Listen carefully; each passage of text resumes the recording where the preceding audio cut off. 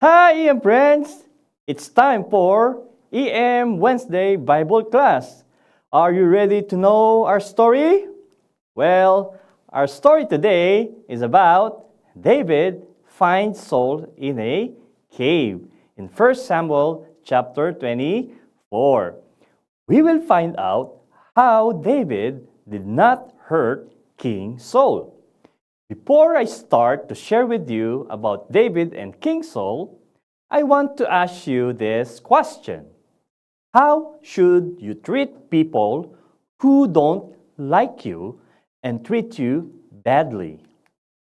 This story is about a jealous king and a forgiving man is found in the Bible in the first book of Samuel. King Saul was jealous of David.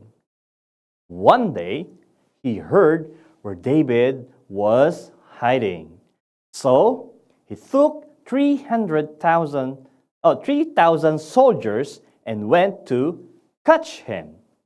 When David heard the king and his army were coming, he and his soldiers hid in a cave where they were safe.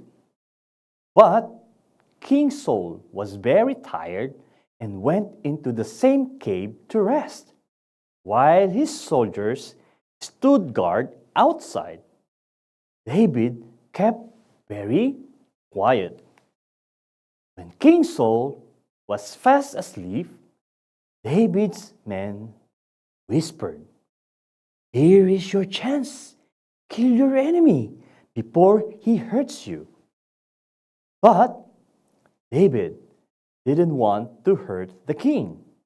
He just wanted King Saul to stop chasing him.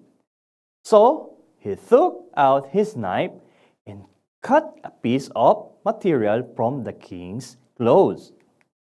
When the king left the cave, David shouted, "King Saul, I could have killed you while you were sleeping, but I only cut your coat. See how close I was."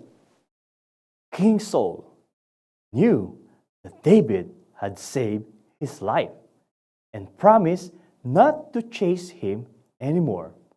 David had honored God's chosen king. So what is the lesson from this story? Self-control teaches you to choose kindness and forgiveness. Trust God as David trusted God's plan than his own plan to kill King Saul. Respect authority. We see how David respects Saul's position as king. And lastly, the story tells us that God shows us mercy even we do not deserve it. So I hope you like our story. Let us pray. Father God in heaven, thank you for this beautiful story that we watched and heard, that we should not revenge to our enemies and to show them mercy as you show your mercy in us. So thank you for these things. In Jesus' name, we pray. Amen. So, EM friends, goodbye and see you next time.